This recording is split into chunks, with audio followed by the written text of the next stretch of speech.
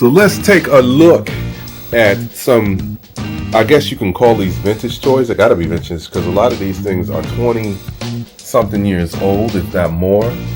And I'm going to go into, I found the box and I'm just going to tell a brief little story of why it might be a little advantageous to people to keep certain things. I got into collecting kind of late, and some things you just don't know. Like I have these things here. These are like Dick Tracy items. So this section here, like these aren't really worth anything. I think they were probably like at the time, let me see if any have any kind of, like this is a California Raisin from back in like the 90s era. But I'm going to go into just a brief video of like, I mean, at times you just never know what to collect. There's many stories of the Cabbage Patch. On these you can't really see, but Dick Tracy came out with a movie and it was supposed to be, it was a kind of a Warren Beatty at the time. And here is Al Pacino, who played one of the characters, and I can't remember all of the cast members, but this movie didn't do well at all. He's reading my mind. Tracy down his bomb! I'm taking this bomb out of the headlock. But all's fair in love and business. What side are you on? Side I'm always on. Alice, and here's some of the cards, but this was a star-studded movie. I'm just pulling this out because at the time I was thinking, where I worked at this store, that hey, maybe these things could potentially be worth something. And that's just a gamble. This one is still in the bag. So this was $4 back then. It may be still $4 today. I don't know because I haven't looked into it that deeply, but I do know that some of these, they're not really worth much. So that's just a gamble that you take depending on certain movies and this was the era before Marvel Universe and DC movies were really big and popping, but you just never know. And so, just because I was in this store where I worked, I picked up a few as collectibles saying, hey, well, you never know, these things might be worth something later on. And they're really not have a big film and break the box office. And I'm sure there would have been a part two. Madonna, this is from the 90s. Madonna was big back in her era. She was the Beyonce of the 90s era. And so these figures, you know, people I think thought that it was going to be something that you could potentially capitalize off of, but so was not the case. I think Dustin Hoffman played one of these characters. Again, this one was Al Pacino, but these things didn't do anything. That part of it. But I had a tub of toys just over the years. When I moved from out of my parents' house, it sat there forever. And when my mom and dad moved, they were like, hey, you got some stuff here. You want to come take a look at it? Which I did do. And some stuff I kept and some stuff I threw away. I had the actual Millennium Falcon from, one of the big Millennium Falcons. And I had several Star Wars toys. And I didn't know. I threw some of that stuff away. And even though it wasn't in mint condition, some of that stuff was worth money. And I did not know. I didn't look up the value. eBay wasn't that big back then. And I'm sad I threw that stuff away. So you just never know. So these here are from a toy line called Visionaries. Control the magic, control destiny. They are the Visionaries.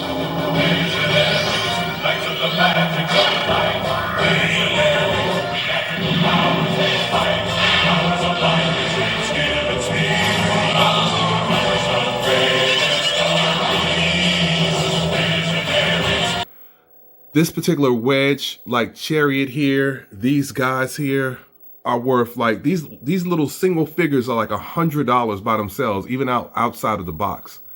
I don't even know what you call this particular piece here, but now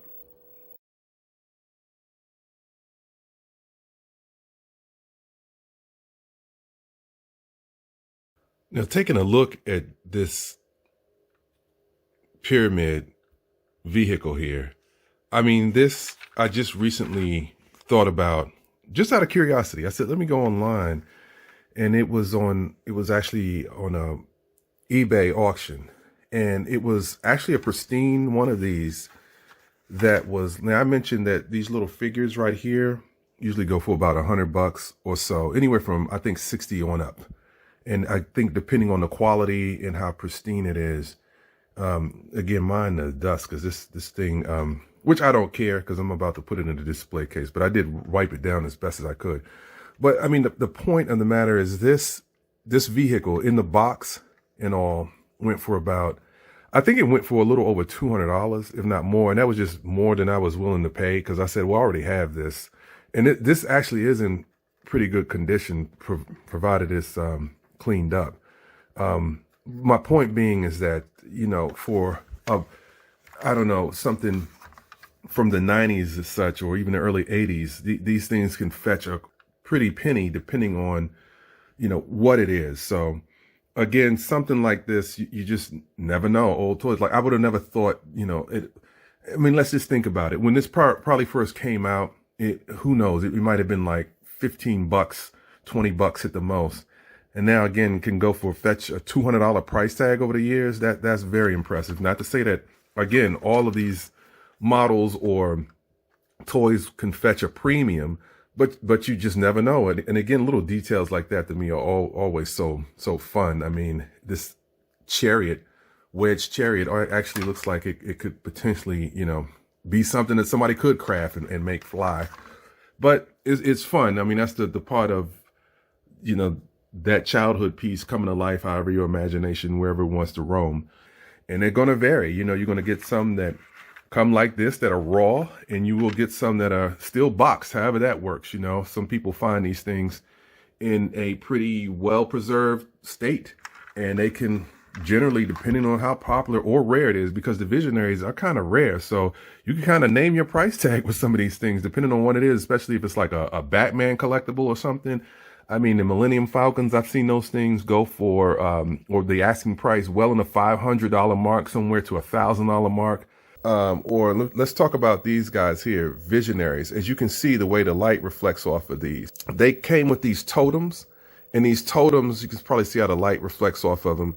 They gave them the capability of using the actual totem animal. Like this one has a fox, and the totem animal they could become, and they were given these by a particular wizard. So let me go over to the comic book. Now, as I was a kid, this thing to me was everything. So on the book here, you can see this was the particular wizard that anointed them or granted them these powers. This is the first issue. I haven't had it graded. It's not in a bad condition at all. So I'm going to show you what the actual comic book in a good condition and a high grade goes for. I'm going to put it up right here. I've seen them go close to like $800 for this one comic book.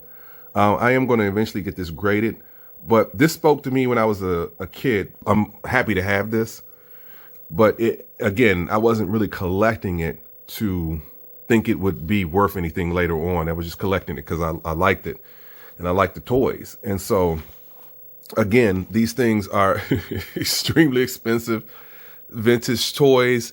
For anybody who knows anything about them, the market has, depending on what it is, if it's Teenage Mutant Turtles or the Star Wars figures, they have exploded. They're quite up there, depending on what they are. This one looks like a scarab or a beetle, but this is the figure character that came along with this particular set here. So I'm going to show what that looks like. So apparently you could take this totem here, but you're able to apparently put the totem, and this is how it was in the cartoons. And, you know, one figure could sit here and another could sit at, and this guy, of course, who's in the black and red, he's like a villain. In its full combat mode. Over time, the reflection of these, they're not so much, but there's a reflective animals or whatever creatures on the side here as well. But this functions as like a battle wedge. So apparently in full combat mode, these wings expand and it has cannons that you can adjust that go from top to bottom or however you need them to be. And I just thought it was just cool just because the holograms were really big back in the 90s. And as you can see, you know, the way the light reflects off these, from a conceptual standpoint, I just thought it was pretty brilliant. I enjoyed the comic book. I enjoyed the actual cartoon. And this is why I kept them. But like they say, you know, from a collecting standpoint, if you always kind of buy what you like, then you don't have to really worry, because you just might be surprised later on down the road. But this Chariot here, I enjoyed this as well. I thought this was pretty crafty at how this was made. Let me see if I can get this other guy in it. And he could sit there. Now, the bad thing about this had a hologram on the top shield. It over time, of course, it wore off. But this thing here pretty much is something that it goes like this. Now, I've seen these online. They go anywhere from same price, anywhere from $50 on up, depending on the condition. These wings spans out, and it almost looks like a insect of some kind. This little piece here, it has a little button here that you push, and this pops out right at you. And then you can see hologram there, hologram on the wings, and it's a little chariot with the wheel that rolls, and it has wheels here that roll. The Thundercats, which I have over here on the wall, even though it's a comic book, I never had any of those, but you know, something like that, even this comic book in its actual state goes for a pretty significant penny if it's at a high grade, like something like a 9/8 grade. You just never know. So in the near future, Doc Terror and his cyborg companion hacker unleash their forces to conquer Earth. Only one force can stop this evil, a handful of brave men. In specially created exoframes, they can be transported anywhere to fuse with incredible assault weapon systems beamed down from the space station Skybolt. And last but not least, I'm gonna go into this guy. This little cannon back here went to one of the G.I. Joe sets that I had. I had the Destro tank, threw all that away. Didn't know it was worth any money. So a lot of things went in the trash that I wish I'd been a little bit more savvy at looking into if it was worth anything or not. But again, I wasn't collecting at the time to really have that be significant to me. This is a Centurion. And if you know who these were, I had another one of these guys. I had some of the mass toys, but this guy here has a helmet. I cannot remember his name, but I like this because this apparently goes up and down when you twist that. I don't want to turn it too much, but these things, he has these little appendages here, and these come off, and this goes into the arm there, and it shoots out, and it's interchangeable with this one here. So I'll just show that on the video. Shoots out like that. The claw actually opens and closes, and you can again take this off, put that as an interchangeable piece. And I used to just love these things, man. I just thought this was the coolest stuff, man, when I was a kid. All of these move pretty well, the joints and all. It's a very well constructed over the years. I mean, I didn't play with this thing too much, but it's a pretty robust figure. And again, that shoots off. So a lot of the springs and triggers and whatnot work pretty well still. And the mask collection, let me just show that comic book, because I just purchased it, because from a nostalgic standpoint, that's over here on the wall.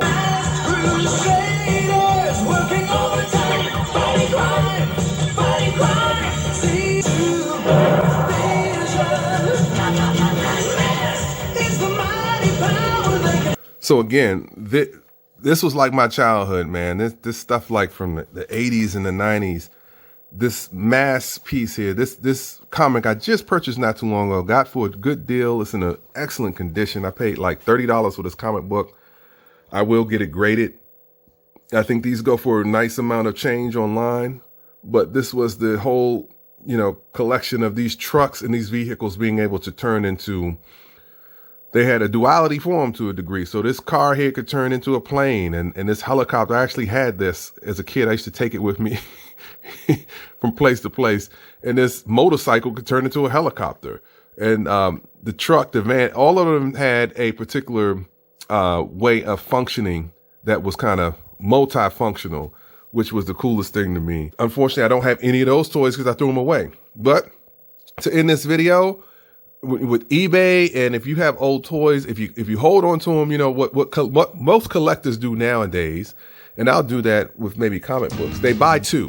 One they play with, and the other they just, they keep in pristine condition and never touch. So if you're a collector, keep that in mind. Thanks for watching. I hope you enjoyed this video. And this was, again, just a quick video to say, you know, if you have old toys or whatever they may be, cherish them and keep them. And before you throw them away, go online and see what they're worth, because you just might be surprised. Sometimes they might be nothing, like these guys here. And sometimes it may be worth a nice little piece of change, like these guys here.